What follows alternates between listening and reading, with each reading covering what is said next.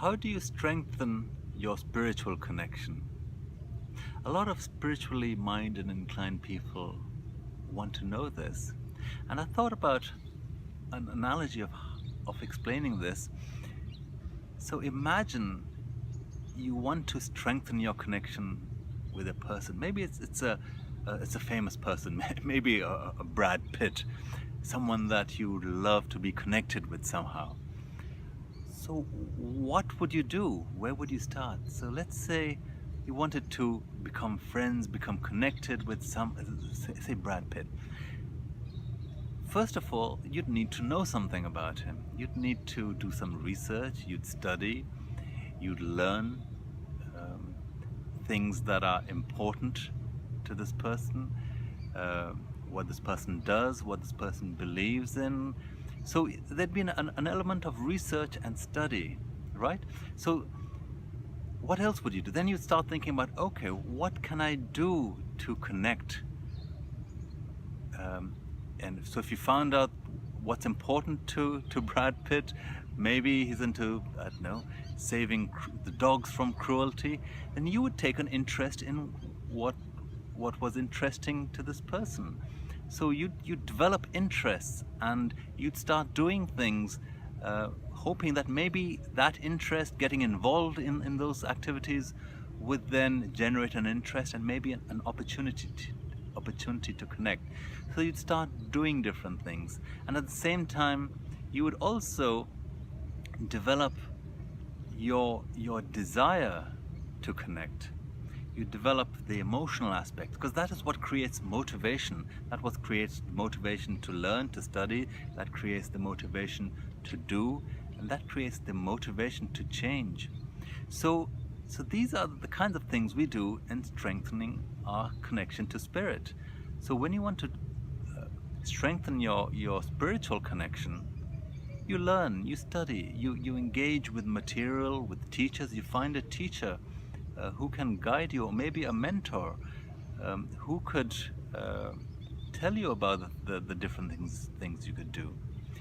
The other thing you would do is you would then start doing different things. So for example, if your habit right now is maybe in the evenings you watch TV, or you sit and read some fiction book, or you go and hang out at the bar, these aren't things that'll connect you.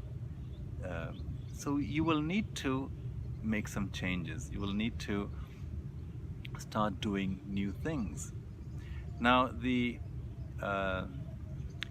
that takes the motivation and the determination, because we all have patterns and habits. So you're going to need to develop the motivation and change the self-talk.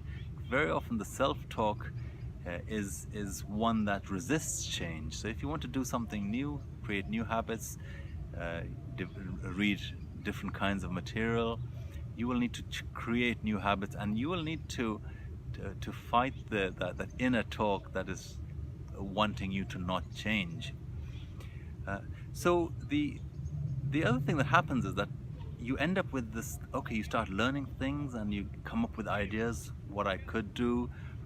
In the example with trying to connect with Brad Pitt, maybe you'll think of things, places you could go, people you could connect with, activities you could do, organizations you could connect with and get involved in. So you might also get to the point where you've got all these different things, different ideas, and you say, well, I don't know what to do.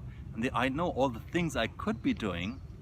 Well, in that case, you choose something that resonates with you, and doing one thing, even if you're not sure it's the most effective thing, and you may not think you may not know what the best thing to do is, but choosing any one thing and doing it is better than sitting there wondering and feeling overwhelmed or feeling confused about what you could do. There are several things we can do to strengthen our spiritual connection. Now, some of them require learning new spiritual principles, and I teach this to my students, that you can then implement in your life and practice in your life.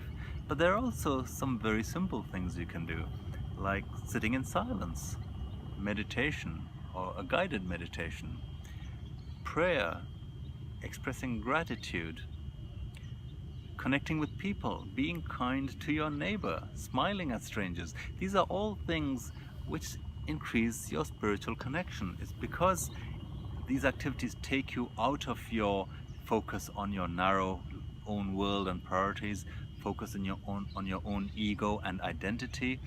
And so these activities over time gradually strengthen your spiritual connection, and you feel more grounded, and you feel connected, you feel less fear, less anger, and you feel that you have more direction in life. Now, the important thing is not to get confused with all the things you could be doing and then not know or not choose what to do. Just choose something that feels good to you, that resonates and feels easy to you, and start there. And once you get started, once you start building a connection, you will automatically expand, and you'll expand your comfort zone, and you'll automatically start wanting and liking other activities that you can practice. The other thing I would say is pay particular attention to your mental health.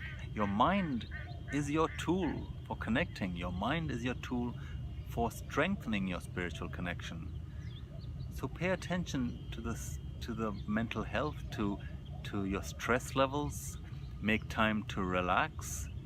Drink a lot of water. Make sure you're eating nutritious food, and make sure you are getting enough sleep.